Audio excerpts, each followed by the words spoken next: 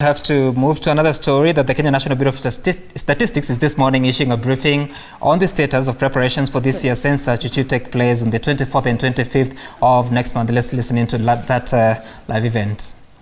Problems, there will be errors that are involved, so the issue of the quality of data is also assured.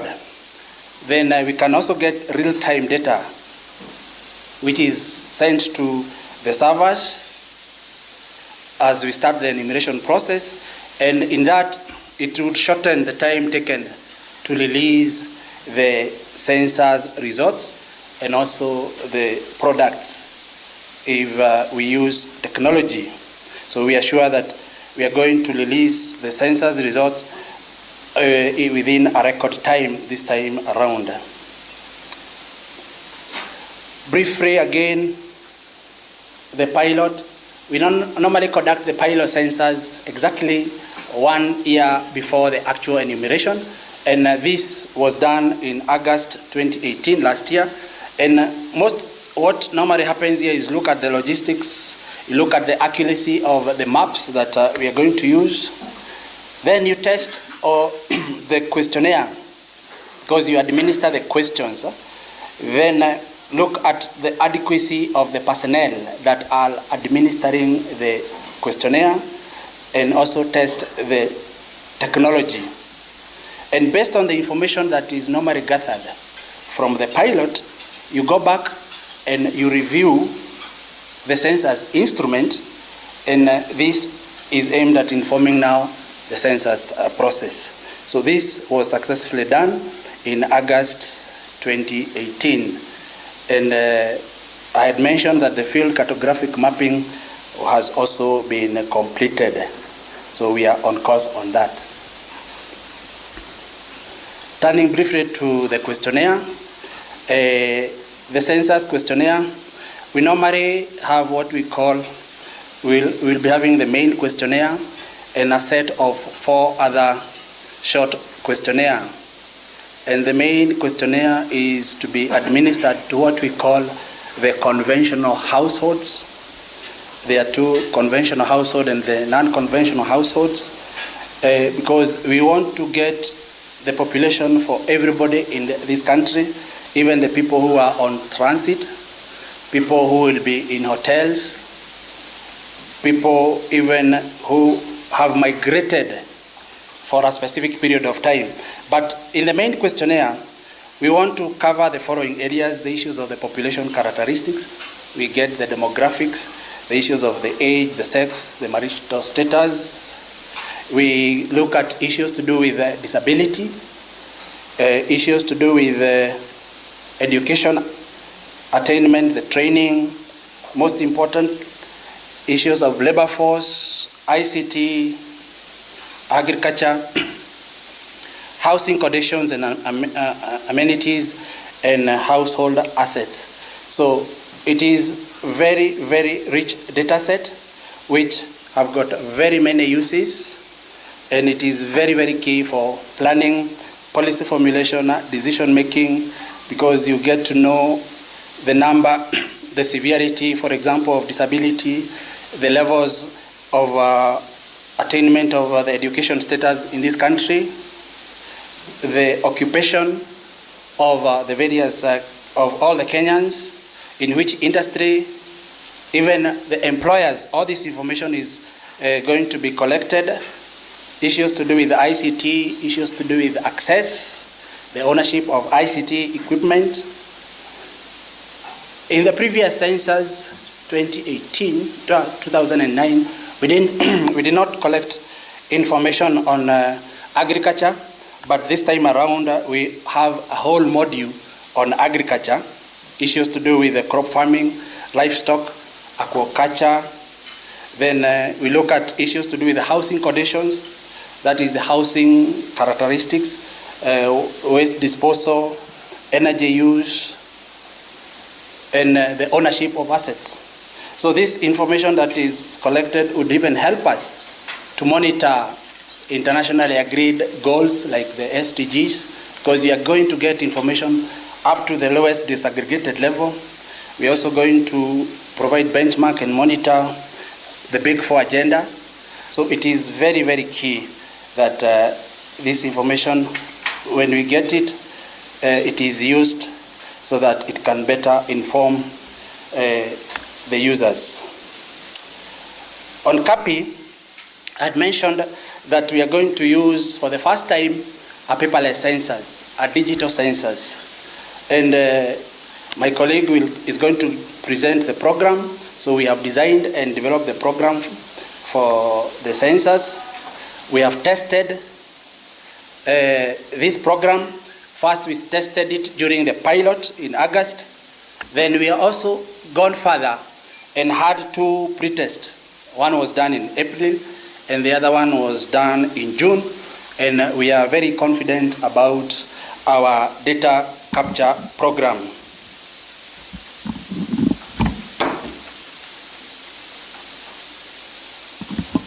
The other area I wanted to mention is about the field census personnel. It is a very massive activity, include a lot of people who are engaged, census personnel, and we've categorized them into three categories, cadres. We have the ICT supervisors, and the number that we plan to recruit, or we are recruiting at the moment, would be like 2,700 personnel, ICT supervisors. Then we also recruit the content supervisors, who will be 27,000 in number. Then we'll have 135,000 enumerators.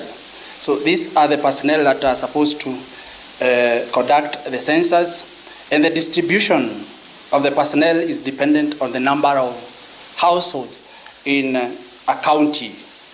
And this is based, the actual numbers will be based, or are based on the work that we did for the cartographic mapping. So that is the exercise that is currently ongoing. And what we did at the national level was to come up with guidelines for the recruitment. We appreciate that the personnel have to be from the counties that they are going to work. So in our planning, we have committees. We have the county census committee that is responsible for the recruitment of the various cadres. The jobs were advertised in the in the newspapers, and the shortlisting and interviews are on course. So this is an activity that is supposed to be completed by the end of this week. And the guiding principle here is that we get qualified individuals at the county level, and we want to stress the issue of transparency and fairness so that we have the right people doing the job.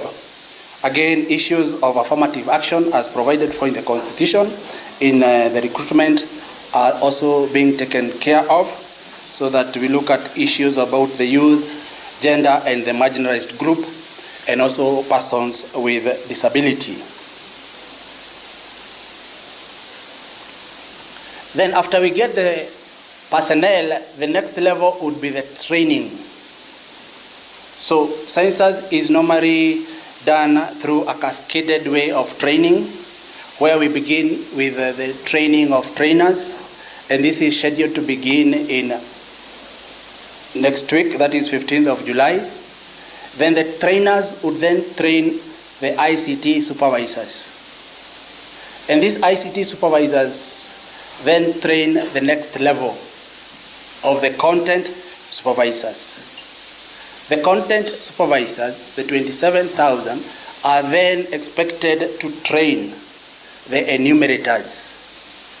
And this is expected to be completed by the 21st of August, as then we start the process of actual enumeration. We want to train the enumerators just before we implement or we undertake the census itself. What we did, again as a bureau, is that when we agreed that census will be a digital census, we agreed that the two universities, that is JKUAT and Moi University, were the ones to assemble the mobile device. And this was informed by the fact that these two universities also did participate in the digital literacy program for the assembly of the tablets for the primary schools. And this has led to creation of many jobs for the youth in the assembly of these devices and the programming of these gadgets. And it's also allowing the issue of the transfer of technology to the assembling of the devices. And I can assure you that we are on course. The universities are doing a very good job in assembling the devices. So going forward, the next step, we want to scale up the issues of publicity and advocacy so that we sensitize Kenyans regularly on the importance of the census and their role in as far as the success of the process is concerned. So we are going to enhance publicity through yourself, the media, very important, and through the local administrations, administrators, the politicians, the non-state actors, so that we can bring everybody on board, so that everybody is aware about why, what the census means, why is it important, and why they need to be counted and to support the process. So, the media, we are calling upon you to publicize the facts about the census.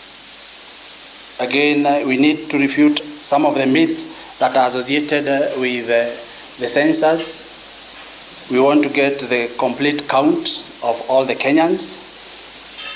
And we are encouraging that we have a good dialogue so that if there is any feedback, any information that you do require from ourselves, we are open so that we can share the information so that you can better or you disseminate the facts of the 2019 population and housing census. So I want to thank you for your kind attention.